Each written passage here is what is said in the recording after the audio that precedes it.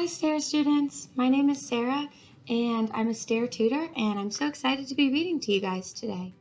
Today, we're going to be reading The True Story of the Three Little Pigs by Scieszka.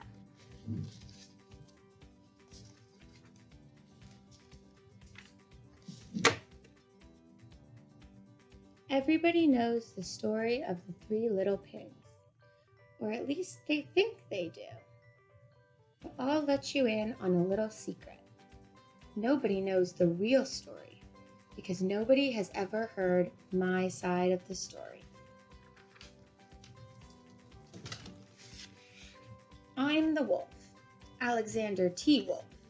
You can call me Al. I don't know how this whole big bad wolf thing got started, but it's all wrong.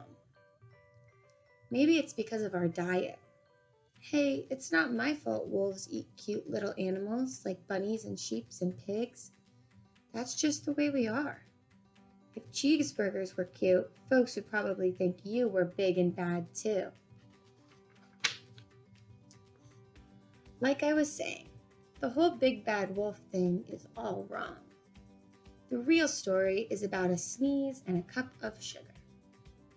This is the real story. Way back in Once Upon a Time, I was making a birthday cake for my dear old granny. I had a terrible sneezing cold, and I ran out of sugar.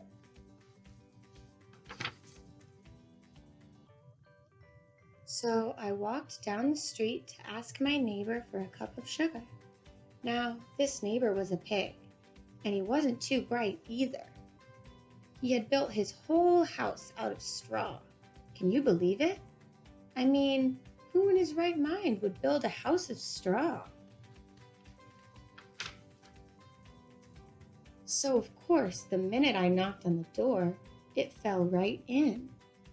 I didn't want to just walk into someone else's house, so I called, little pig, are you in?" No answer. I was just about to go home without the cup of sugar for my dear old granny's birthday cake. Then, when my nose started to itch, I felt a sneeze coming on. Well, I huffed and I snuffed, and I sneezed a great sneeze.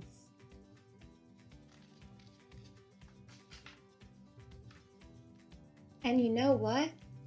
The whole darn straw house fell down, and right in the middle of the pile of straw was the first little pig, dead as a doornail. He had been home the whole time.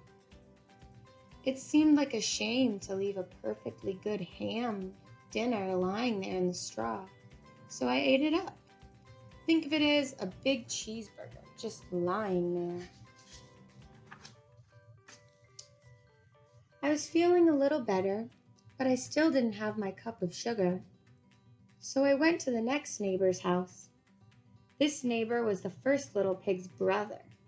He was a little smarter, but not much. He had built his house of sticks. I rang the doorbell and on the stick house. Nobody answered. I called, Mr. Pig, are you in?" He yelled back, "Go away, wolf. You can't come in. I'm shaving the hairs on my chinny chin chin."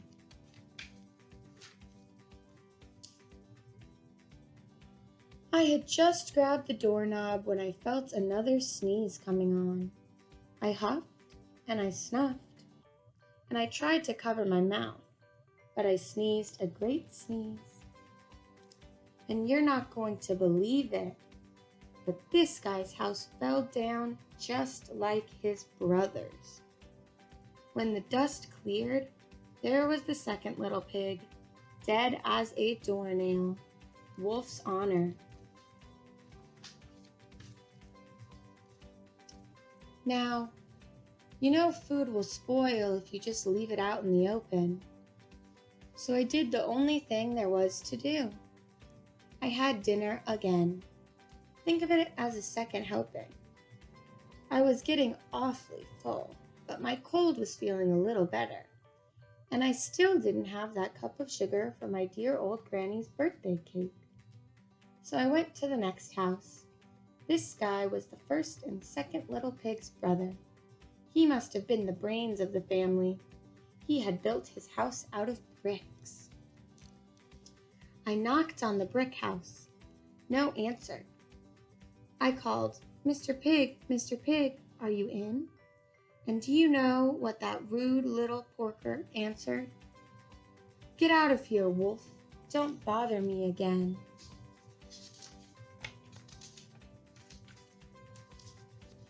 Talk about impolite. He probably had a whole sack full of sugar, and he wouldn't even give me one little cup for my dear sweet old Granny's birthday cake. What a pig! I was just about to go home and maybe make a nice birthday card instead of a cake when I felt my cold coming on. I huffed and I snuffed and I sneezed once again. Then the third little pig yelled, and your old Granny can sit on a pin. Now, I'm usually a pretty calm fellow, but when somebody talks about my Granny like that, I go a little crazy. When the cops drove up, of course I was trying to break down the pig's door, and the whole time I was huffing and puffing and sneezing and making a real scene. The rest, as they say, is history. The news reporters found out about the 2 little pigs I'd had for dinner. They figured a sick guy going to borrow a cup of sugar didn't sound very exciting, so they jazzed up the story with all of that huff and puff and blow your house down, and they made me the big bad wolf. That's it. That's the real story. I was framed. But maybe you could loan me a cup of sugar?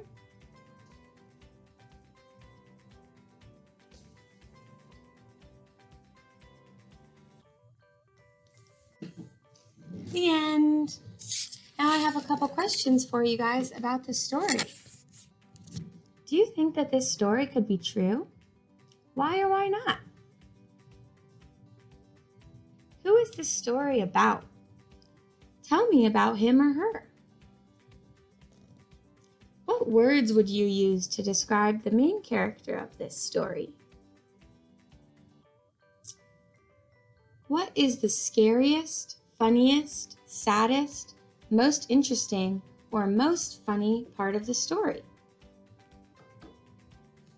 Thanks!